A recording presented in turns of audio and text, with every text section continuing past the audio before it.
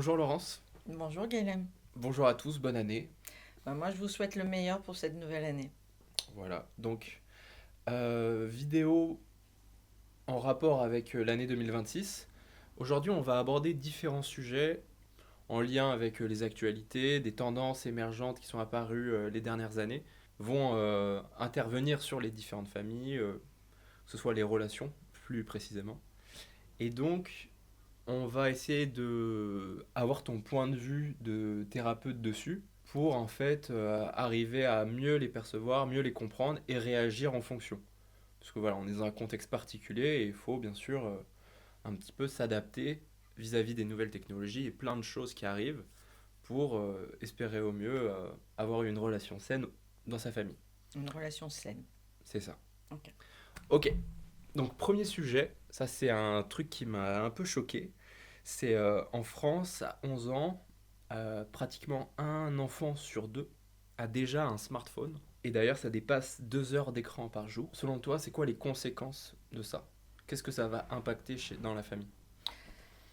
Alors, ça va dépendre comment est utilisé le smartphone, c'est-à-dire quand le parent transmet cet outil. Enfin, moi, je vais l'utiliser comme un outil, hein, alors, un outil de communication, un outil qui peut instruire, un outil qui divertit.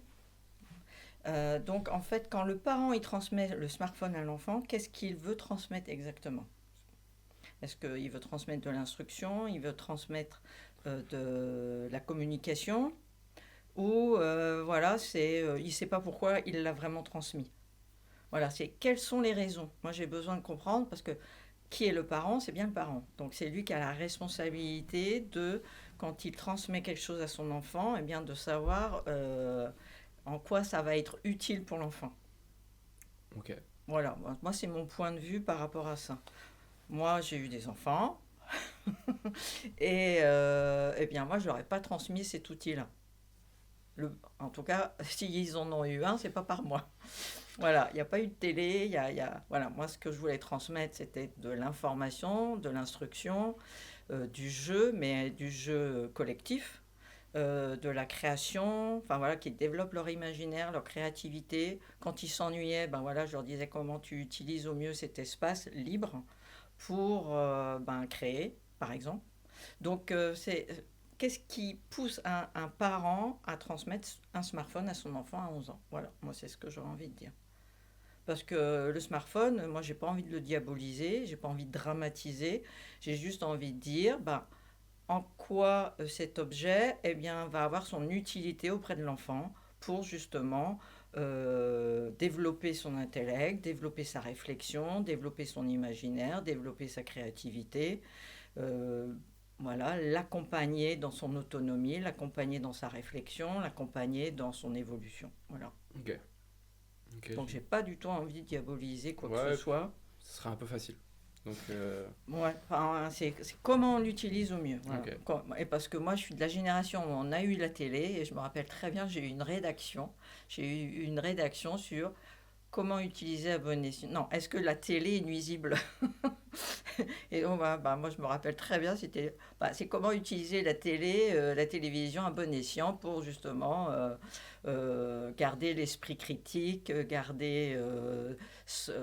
continuer à attiser sa curiosité. Voilà. Donc, moi, je me rappelle très bien de cette rédaction parce que c'était pas facile hein, de faire une rédaction quand on était un enfant. Mais en tout cas, ça m'a permis de me dire, bah tiens, on m'invite à la réflexion, on m'invite à avoir mon point de vue là-dessus. Et donc j'ai beaucoup apprécié et ben, j'ai continué après. Ouais, génial. Ok, trop bien. Ok, trop bien. On va passer au sujet numéro 2. Là, c'est vraiment comment? Enfin, c'est vraiment dans l'actualité proche. On va parler d'intelligence artificielle. Ah oui. On a vu une chose, une tendance qui s'est retrouvée dans les discussions avec les intelligences artificielles, notamment des parents qui demandent à l'IA des conseils pour élever les enfants. Qu'est-ce que... Qu'est-ce que j'en pense Ouais, justement de ces parents qui se dirigent vers l'intelligence artificielle pour élever leurs enfants? ouais. Eh bien, moi, je dirais que moi, ça me fait penser à moi qui n'allait pas vers l'intelligence artificielle parce que moi, j'avais pas accès à ça à l'époque, mais j'avais accès aux livres. J'avais accès aux livres. Et donc, je courais à la bibliothèque ou dans les librairies pour me documenter, pour être un bon parent. Le bon parent suffisamment bon. Et puis après, bah, évidemment, je ris aujourd'hui parce que bah, c'est bien d'avoir de la théorie, mais alors quand on est sur le terrain, c'est autre chose, quoi. Et donc, on ne peut pas donner tout pouvoir à des auteurs ou à une intelligence artificielle pour élever nos enfants parce que eux, ils ne sont pas sur le terrain. Alors que nous, on va être sur le terrain et que c'est jour après jour, mois après mois, année après année, qu'on va accompagner un enfant qui est unique. Il est vraiment unique, hein. Moi, j'ai eu deux enfants complètement différents. J'ai pas du tout pu les élever de la même façon. Impossible. Et donc, il faut faire preuve de flexibilité, d'écoute. Enfin, il est nécessaire d'être à l'écoute de l'enfant et surtout de son intuition. On va tâtonner, on expérimente, on va faire des erreurs. Et donc ça, il faut accepter aussi de faire des erreurs, mais de se remettre en question. Et que l'intelligence artificielle, bon, c'est bien de temps en temps parce que elle est extra, l'intelligence artificielle. Elle nous encourage, elle va nous donner beaucoup de théories et d'encouragement, mais ça suffira pas. Et puis surtout, moi, ce qui m'alerte, c'est qu'on ne peut pas donner le pouvoir à l'extérieur. Ce qui est nécessaire, c'est de développer sa confiance en soi, la confiance en l'enfant. L'enfant, il a des choses à nous dire et c'est important qu'on l'écoute et qu'on crée cette interaction et qu'on crée vraiment une relation de confiance. Et ça ne peut que se vivre sur le terrain. Ça ne peut pas, ça peut pas se créer par une intelligence artificielle ou des auteurs à travers des livres. Ok. Enfin, moi, j'y crois pas. Enfin, voilà. Mais c'est de temps en temps, oui. Moi j'étais la première à le faire. Et il y a eu beaucoup de fois où ça m'a rassurée. Ok. Donc, on n'a pas la science infuse, donc c'est important aussi d'aller vers des gens qui ont de l'expérience, qui peuvent transmettre leur expérience, mais ça ne remplacera jamais l'expérience qu'on a sur le terrain avec notre enfant. Ok. Génial. Voilà ce que j'aurais à dire. Trop bien. Bon, on passe au troisième sujet. Celui-ci, on en avait déjà parlé dans un short, mais bon, petite piqûre de rappel n'est pas négligeable. Donc, ça concerne le... Comment? Qu'est-ce que toi tu préconiserais aux parents? De quelle manière se comporter vis-à-vis de leurs enfants en 2026? Oui, Sophie a son intuition. Euh, et le but, c'est justement c'est de se dire qu'est-ce que j'ai envie de transmettre à mon enfant de façon qui ont créé justement cette relation de confiance, comme j'ai pu le dire au sujet précédent. Euh, c'est, euh, on n'est pas dans un rapport de force, mais on accompagne.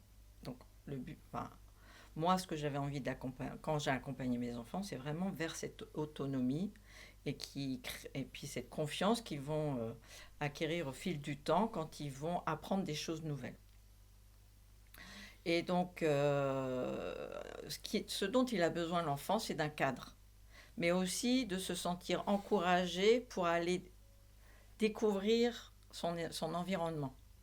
Mais tout en ayant... il a besoin de voir que son parent veille sur lui dans sa découverte du monde. Voilà, il a besoin de découvrir son univers, mais il a aussi besoin de sentir qu'il est en sécurité. Et donc ça, c'est grâce à son parent qui veille sur lui. Donc voilà, il sent qu'il est protégé, mais en même temps, il peut courir à l'aventure, dans son petit espace évidemment, parce qu'il y a un cadre hein, quand même. Ok. Et donc, moi, je pense c'est important de créer la confiance et pas un rapport de force ou d'opposition. Parce que si on tombe dans ce rapport d'opposition où on va dire à chaque fois non à son enfant, ou on va lui dire à chaque fois l'inverse, hein, on va tout lui laisser, on va lui satisfaire tous ses désirs, on va lui créer des illusions contraires où tout lui est interdit, où tout lui est possible. Et en fait, c'est pas la réalité. En tout cas, on va lui créer une fausse réalité. La réalité, c'est justement, c'est comme tu as très bien dit, on est dans ce juste milieu. On ne peut pas tout satisfaire là maintenant, c'est pas possible. Et ne pas satisfaire ses besoins, parce qu'il faudrait faire le distinguo aussi entre besoin et désir. C'est-à-dire que si on nie les besoins de l'enfant et qu'on les refuse à tout prix, eh bien, on va le nier dans l'essence même de qui il est. Donc, évidemment, ça ne va pas du tout être favorable pour son épanouissement et son développement. Donc, c'est important qu'on fasse bien, que derrière chaque désir, on aille plutôt à la découverte de son besoin et de prendre soin de ce besoin. Ok. Voilà. Enfin bon, je sais pas, là, peut-être que je vais un peu dans tous les sens. Je sais pas si je réponds au mieux à la question. Ouais, je pense qu'on on a une belle zone de, euh, de réflexion. Donc j'ai envie de passer à un autre sujet. On va s'attaquer à la santé mentale des adolescents. Et pas seulement, à vrai dire. En fait, il y a les chiffres qui expliquent qu'il y a une énorme partie des tensions familiales causées du fait est qu'il y a 55% des parents qui s'inquiètent en fait pour la santé mentale de leurs adolescents. Alors que chez les adolescents, euh, on va dire seulement 35% d'eux s'inquiètent vis-à-vis de leur santé mentale. Là où je veux en venir, pour faire simple, les parents s'inquiètent de la santé mentale de leurs adolescents. Sauf que les adolescents, dans l'ensemble, minimisent. Quand les parents s'inquiètent. Exactement. Ok. Et donc, ça peut créer éventuellement des sujets de discorde, Ok. tension, etc.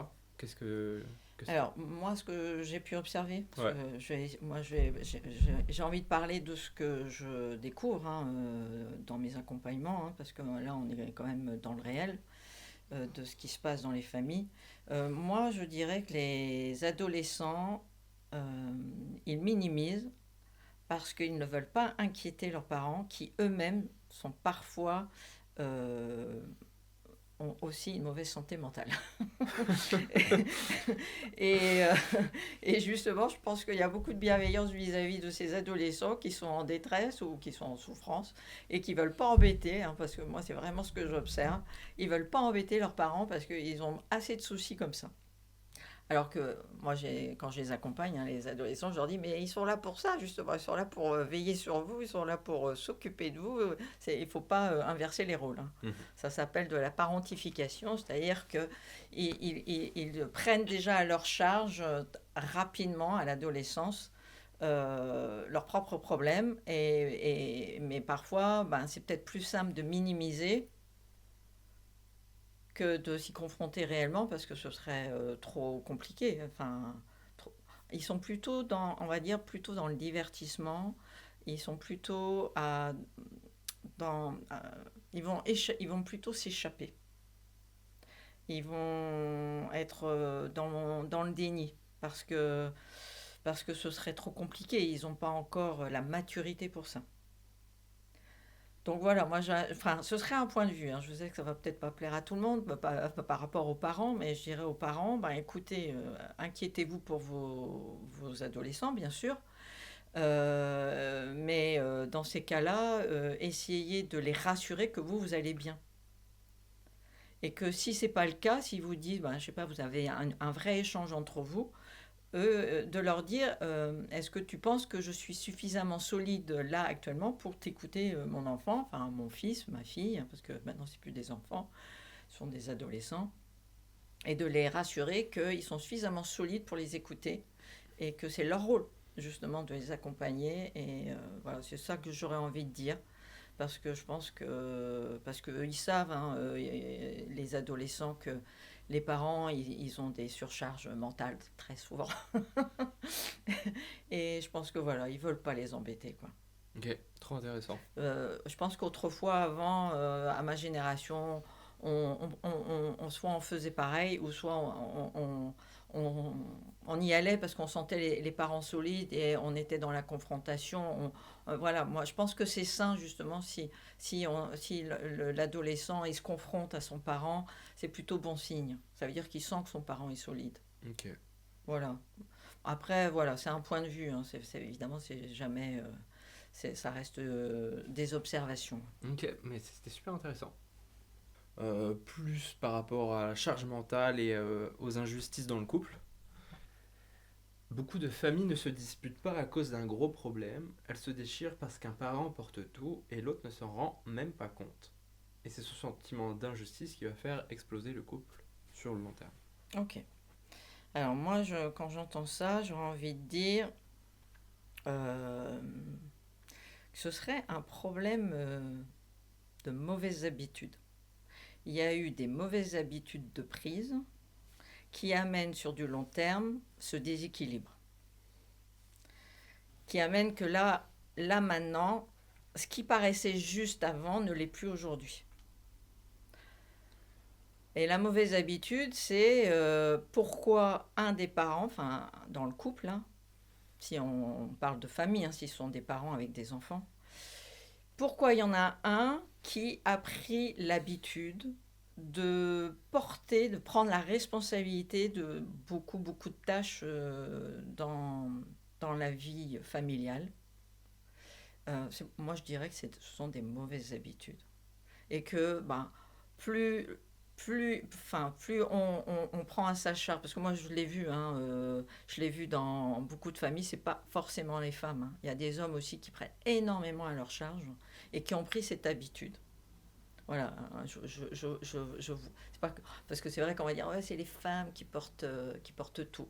On va dire que c'est une majorité, c'est vrai, mais il y a aussi des hommes qui le font. Et c'est pour ça que moi je parle de mauvaises habitudes. C'est-à-dire que on le fait par amour, on le fait parce que c'est bien, parce que c'est valorisant, enfin pour multiples raisons hein, qui sont très personnelles, on va prendre à sa charge beaucoup plus que son conjoint ou sa conjointe. Alors pourquoi? Pourquoi on l'a fait? Ben, peut-être qu'aujourd'hui il faut se dire pourquoi on l'a fait et que ce n'est pas juste aujourd'hui parce que peut-être il y a un épuisement. Il y a un épuisement physique de ne pas avoir pris conscience que c'était une mauvaise habitude et qu'à un moment il fallait. Alors après, il y en a qui vont me dire ouais mais non, il y a des moments où on a tapé sur la table en disant non ça suffit, je ne veux plus porter. Ben oui, dans ces cas-là, pourquoi on a continué malgré tout encore à porter? Hmm.